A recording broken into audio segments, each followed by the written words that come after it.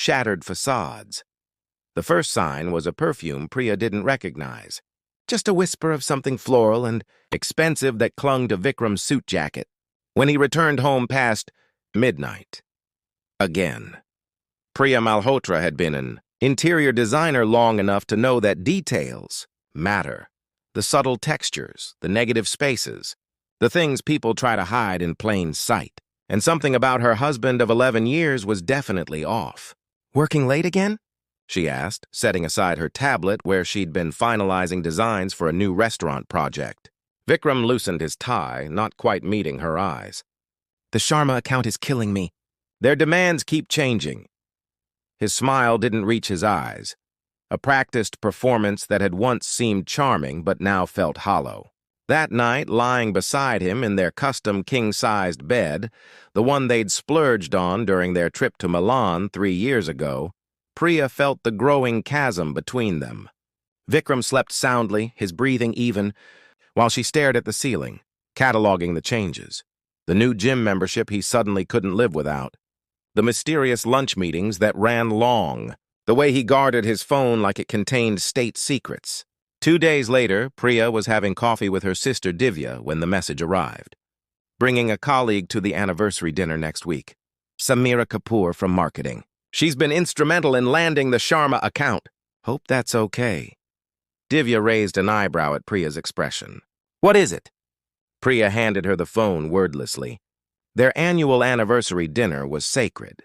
A tradition Priya had started to celebrate not just their marriage, but also to thank close friends and family who supported them through the years. It was intimate, meaningful, not a networking event. "He's never brought colleagues before," Divya said cautiously. "Exactly." Priya sipped her coffee, mind racing. "Do you remember that office party last Diwali? The woman in the red sari who kept finding reasons to touch his arm?" Recognition dawned on Divya's face. "Marketing Samira? The one with the MBA from London and the husband who works for that tech company?" Priya nodded slowly. "I need you to help me with something." The next 3 days became a careful investigation. Priya wasn't one for dramatic confrontations or teary scenes. She preferred precision, evidence, facts. Through social media, casual conversations with mutual friends, and one particularly enlightening call to Vikram's assistant under the guise of planning a surprise, the picture became painfully clear. Late-night strategy sessions, a business trip to Bangalore where they'd mysteriously booked adjoining rooms, lunch receipts for two at places too intimate for colleagues, and the final piece, a photo from a company retreat showing Vikram's hand placed just a little too low on Samira's back, his wedding ring conspicuously absent. "What are you going to do?" Divya asked when Priya laid out her findings in her sister's living room, each piece of evidence arranged like materials on a design board. "First, I'm going to finish crying," Priya said matter-of-factly, wiping tears she'd finally allowed herself to shed. "Then I'm going to make some calls." Finding Arjun Mehra's contact information wasn't difficult. As CTO of a rising tech startup, his details were readily available on professional networks. What was difficult was pressing the call button, knowing she was about to shatter someone else's world just as hers had been shattered. "Mr. Mehra? My name is Priya Malhotra. You don't know me, but I believe my husband Vikram knows your wife Samira quite well." Her voice was steady despite her racing heart. "I'm hosting a dinner next Saturday. I think you should attend. I believe you deserve to know the truth, and you'll understand everything if you come." There was a long pause before Arjun's deep voice replied, "I'll be there. Text me the details." After hanging up, Priya stood at her kitchen window, looking out at the Mumbai skyline she'd once thought represented their successful life together. The dinner was in 4 days. 4 days to prepare not just a meal, but a reckoning. She opened her planning notebook, the same one she used for her design projects, and began to write. This would be her most important design yet, the unveiling of truth, served alongside her famous lamb biryani. She would create a space where lies couldn't hide anymore, where facades would crumble elegantly like a carefully orchestrated demolition. Because if there was one thing Priya Malhotra understood perfectly, it was how to make an impact with style. Setting the table, Priya's apartment gleamed like a magazine spread. each surface polished, every flower arrangement precisely positioned. Her home had always been her canvas, but tonight it was her battlefield. She moved through the space with deliberate calm, adjusting a crystal wine glass here, repositioning a silver serving spoon there. "The table looks beautiful," her sister Divya commented, arriving early to help. "Though I still think you should have just confronted him privately and thrown his things out the window." Priya smiled thinly. "Drama gives people excuses. Clean lines and clear statements don't." The truth was, Priya had considered every possible reaction, from a public scene to a quiet dissolution of her marriage behind closed doors. But something about Vikram bringing Samira into their home, into a celebration of their supposed love, had awakened a cold, calculating clarity in her. If they wanted to flaunt their betrayal in her carefully curated world, then they would face the consequences under the same spotlights. As she arranged name cards at the table, placing Vikram directly across from Arjun, with Samira between them, Priya allowed herself to remember. 11 years of building a life together. The small apartment they'd started in, where they'd painted the walls themselves and made love on a mattress on the floor. The promotion party where Vikram had lifted her off her feet in celebration of her first major design contract. The night they'd sat on their balcony planning the family they would have someday when they weren't so busy chasing their careers. That someday had never come. Perhaps it had been slipping away longer than she'd realized. "Do you remember what Dad told me at our wedding?" Priya asked, smoothing the embroidered tablecloth they'd bought in Jaipur on their 3rd anniversary.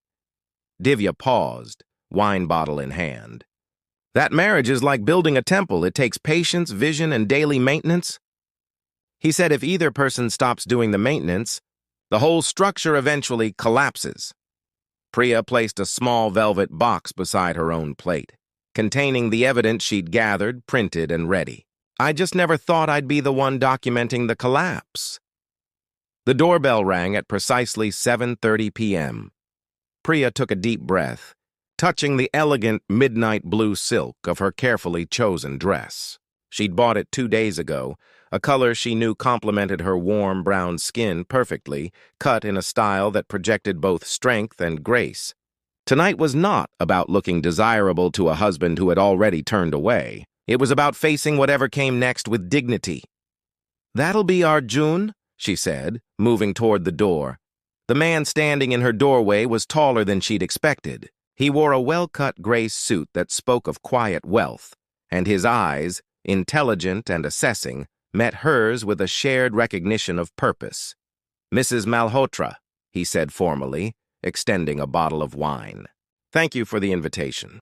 Priya accepted it with a nod. "Thank you for coming, Mr. Mehra. And please, call me Priya." As she led him inside, she noted his composed demeanor. No visible anger or distress, just a controlled alertness that mirrored her own. She wondered how much he already suspected, or perhaps even knew. "May I ask?" he said quietly as they reached the living room. "How long have you known?" Priya poured him a glass of scotch, the good one Vikram saved for important clients. 3 days with certainty. "Months with suspicion. You?" Arjun accepted the glass, his wedding ring catching the light. "I've had questions for about 6 months, but seeing your number on my caller ID somehow answered them all at once." They shared a moment of silence, two strangers united by the same betrayal. "The others will arrive soon," Priya said finally.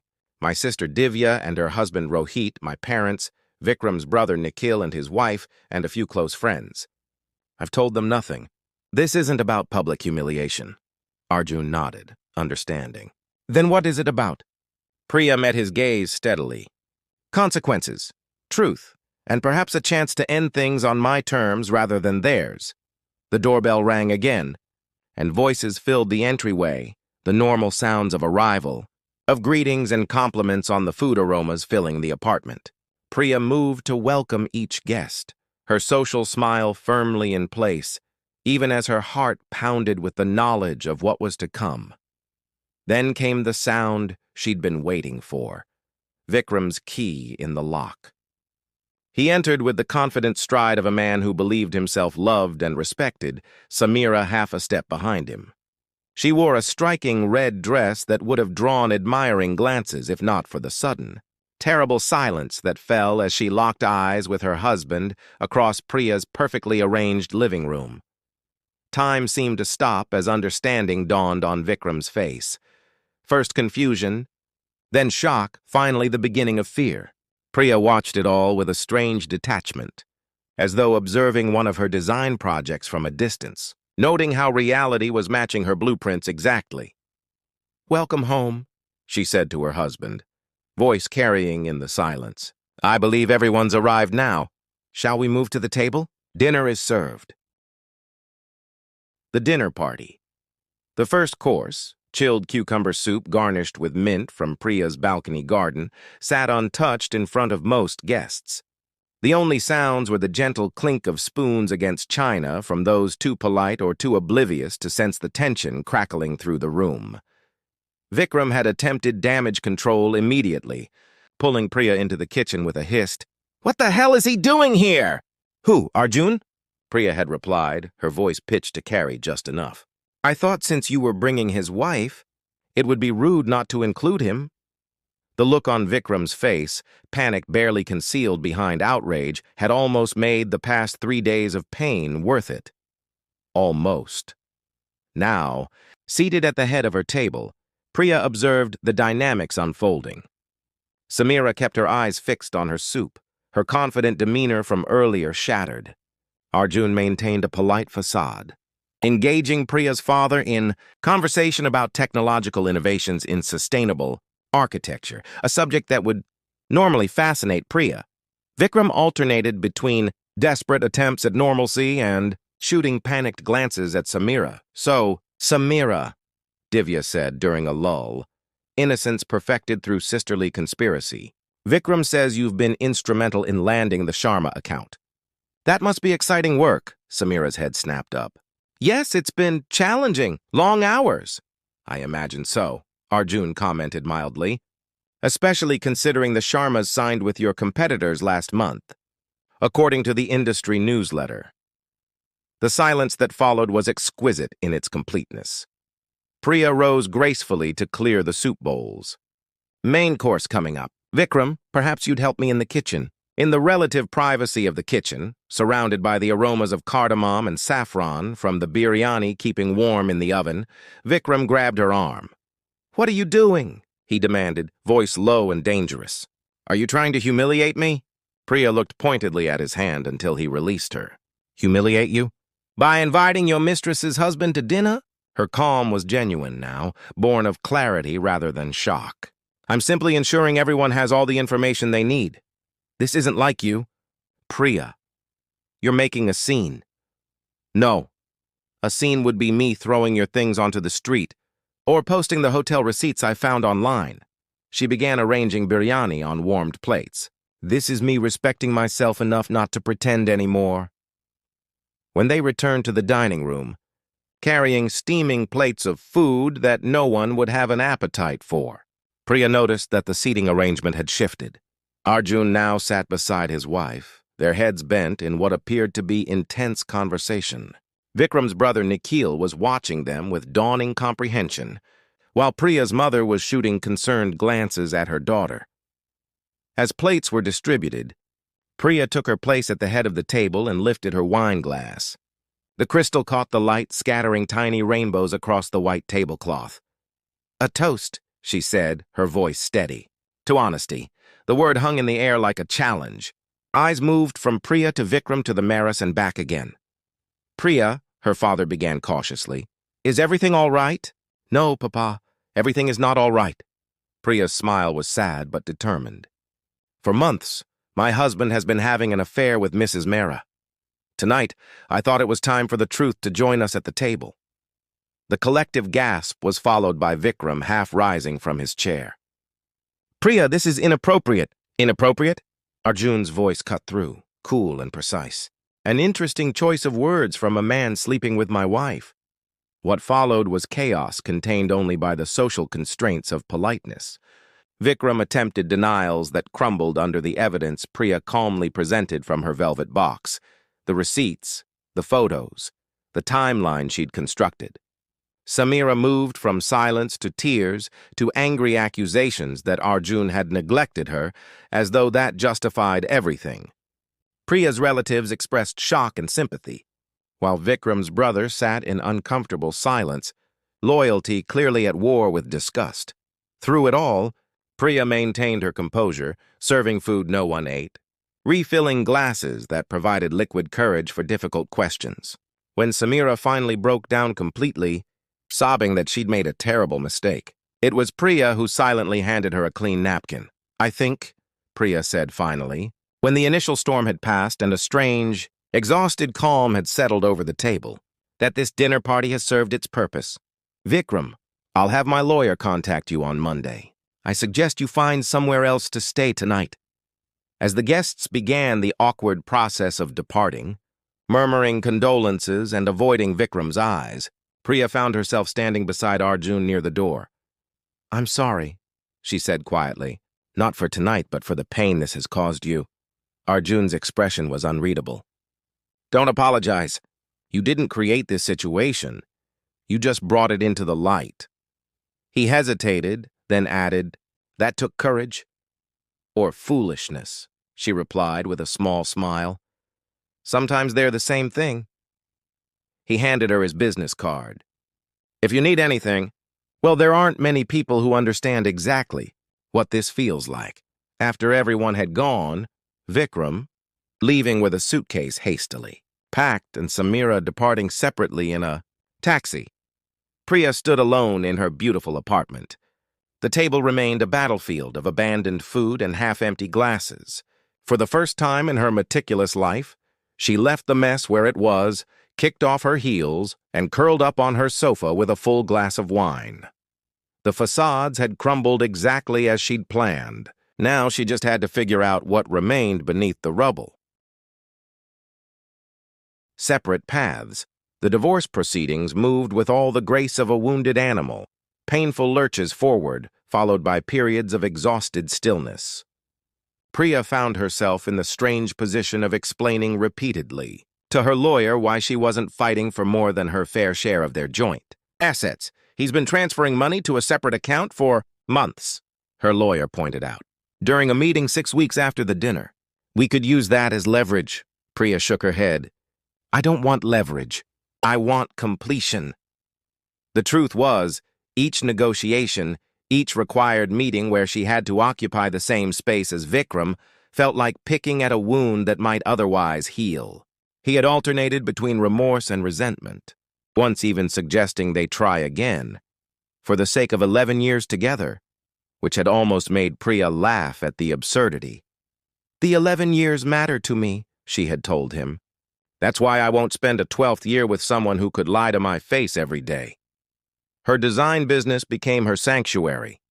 She threw herself into projects, creating spaces for other people to live truthfully in while she figured out what truth looked like in her own life now. Her clients noticed a new edge to her work, spaces that were still beautiful, but somehow more authentic, less concerned with perfection and more with meaning. 3 months after the dinner party, Divya convinced her to attend a gallery opening, her first social event since everything had imploded. "You can't hide in throw pillows and paint swatches forever," her sister insisted. "I'm not hiding," Priya protested. "I'm working. Same thing. You need to remember there's a world outside of betrayal and divorce papers." The gallery was crowded with Mumbai's artistic elite, the kind of gathering Priya and Vikram would have worked as a polished power couple just months earlier. Now, moving through the space alone, she felt simultaneously exposed and invisible, until a familiar voice behind her said, "The composition is interesting, but I think the artist is trying too hard to be provocative." Priya turned to find Arjun Mehra studying the same abstract painting she'd been pretending to contemplate, while actually planning a mental escape route. "Mr. Mehra," she said, surprise evident in her voice. "Arjun, please." His smile was tentative but genuine. "How are you, Priya?" The simple question, asked by someone who truly understood its weight, almost undid her carefully maintained composure. "I'm proceeding, and you?" "Similarly proceeding. Though I suspect with less grace than you." They moved through the gallery together, their conversation initially focused safely on the art, critiques and appreciations that required no emotional exposure. But by the time they reached the small cafe across the street, where they'd mutually agreed a proper cup of chai was needed, the talk had shifted to their parallel journeys. "The divorce is nearly final," Arjun said, stirring his tea. Samira didn't contest anything. "I think guilt made her generous. Mine should be done within weeks," Priya replied. Apparently having witnesses at a dinner party speeds things along. The laugh they shared held equal parts pain and unexpected lightness. "I keep wondering if I missed signs," Arjun admitted. "If I was too absorbed in the startup to notice my marriage falling apart." Priya nodded, understanding completely. "I've replayed years of memories looking for the moment when everything changed. But I'm starting to think that's not how it happens. It's not one moment, it's thousands of small choices. Made by both people," Arjun added. "Yes," Priya sipped her chai. "Though I'm trying not to take responsibility for his decisions." "That's wise. My therapist would approve." "You're seeing a therapist?" Arjun shrugged, a hint of self-consciousness in the gesture. "Started a month ago. Figured I should understand why I didn't see what was happening, or worse, if I saw and chose to ignore it." His honesty was refreshing after months of Vikram's deflections and excuses. "Is it helping?" "Some days. Other days it feels like performing surgery on myself." He met her eyes. "What about you? How are you really doing, beyond proceeding?" The question opened something in Priya. Over the next 2 hours, Chai turned to dinner at a quiet restaurant nearby, and they shared the messy truths they'd been hiding from everyone else, the moments of paralyzing grief that struck without warning, the unexpected relief that came with no longer maintaining a failing relationship, the humiliation they both still carried. The nights spent questioning every life choice. "My mother thinks I should have tried harder to save the marriage," Priya confessed as they shared a dessert neither had thought they wanted, as if being more perfect, more attentive would have prevented Vikram from choosing to betray me. Arjun nodded. "My father suggested the same. Old school thinking, the marriage matters more than the people in it." "Exactly. And yet," Priya hesitated. "You wonder sometimes if they're right." Arjun finished for her, "Not about staying, but about whether I contributed to the environment where this could happen. I think," Arjun said carefully, "that we can acknowledge our own imperfections without accepting blame for someone else's choices."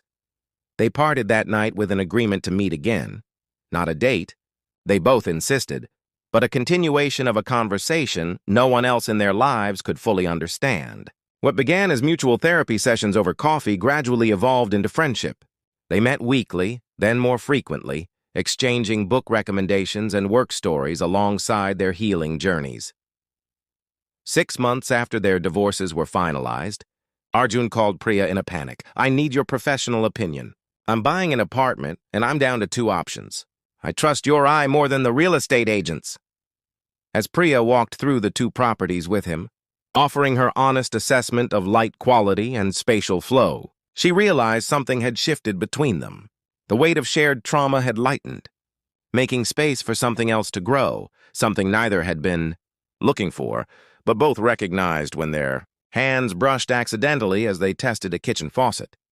"This one," she said decisively about the second. "Apartment, a spacious corner, unit with large windows and good bones despite dated finishes. It needs work, but there's genuine potential here." The look Arjun gave her suggested they both understood she might be talking about more than real estate. Rebuilding with truth. 15 months after the dinner that had shattered 2 marriages, Priya stood in Arjun's apartment, now transformed through their collaborative efforts into a space that reflected both their tastes. Her professional skills had guided the renovation, but the decisions had been made together, each choice a conversation rather than a compromise. "The painters are coming next week for the bedroom," she said, running her hand along the new kitchen counter they'd selected together. "Are you sure about the deep blue? It's a bold choice." Arjun wrapped his arms around her from behind, resting his chin on her shoulder. "I trust your judgment. Besides, bold choices have worked out well for us so far." Their relationship had developed with deliberate slowness. After the apartment viewing, they'd acknowledged the attraction growing between them, but also the complexity of their connection. "We need to be certain we're not just trauma-bonded," Priya had insisted. "I want to be chosen for myself, not as a response to what happened." Arjun had agreed completely. They'd continued their friendship with new awareness, careful not to rush into emotional intimacy to fill the voids left by their marriages. For 3 months, they'd maintained boundaries while deepening their understanding of each other beyond the shared experience of betrayal. Their first real date had been to a cooking class, neutral territory where they created something new together rather than dissecting their pasts. Their first kiss had been in Priya's redesigned living room, where no trace of her life with Vikram remained. Each step forward had been taken with eyes wide open, histories acknowledged but not defining them.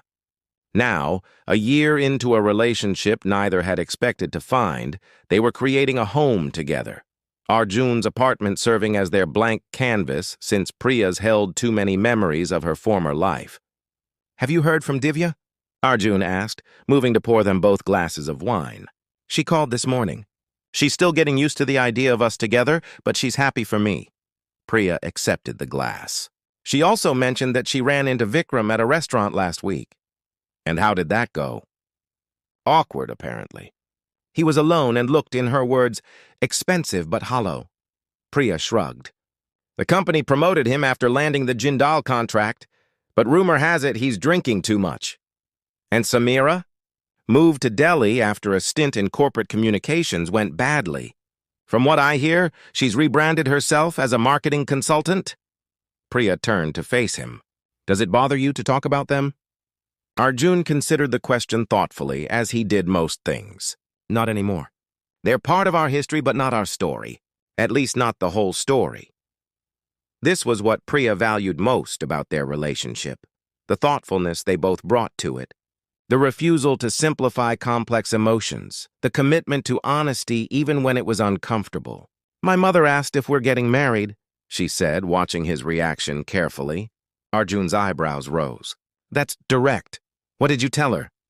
"That we're building something together and we're not rushing the blueprint." He smiled, recognizing her designer's metaphor.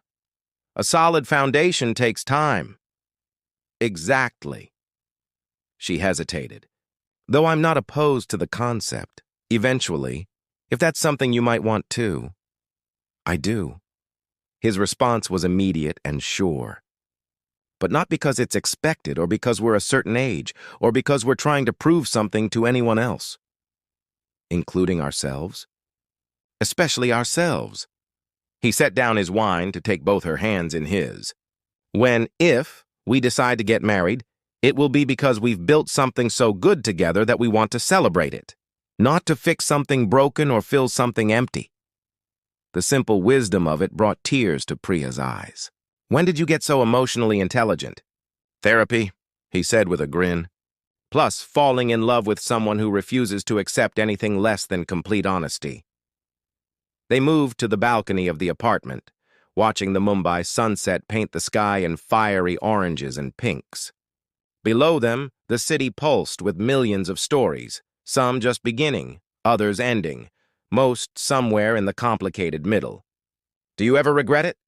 Arjun asked quietly. "The dinner party?" Priya considered the question seriously, as she had many times. "No, it was theatrical and perhaps a bit cruel, but it was honest. And honesty was what we all needed, even if some of us weren't ready for it. It brought us here," Arjun noted, "eventually. But first it forced us to face ourselves." She turned to him, framed against the darkening sky.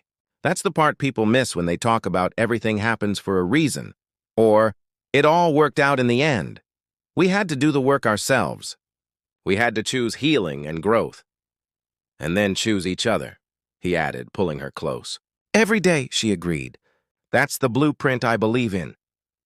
As night fell over the city, they remained on the balcony talking about the week ahead, debating paint colors and planning a dinner party, a small gathering of new friends and supportive family to christen their shared space. There would be no dramatic revelations this time, no hidden agendas, just the simple celebration of a life being thoughtfully built. Priya Malhotra, who had once orchestrated a dinner to expose painful truths, now found herself creating a new kind of gathering, one where truth wasn't a weapon, but the very foundation of love. The symmetry wasn't lost on her, how endings could contain beginnings, how the same table that witnessed collapse could later host renewal. It wasn't a fairy tale ending. It was something better, a real one, earned through pain and patience and the courage to rebuild with truth as the cornerstone.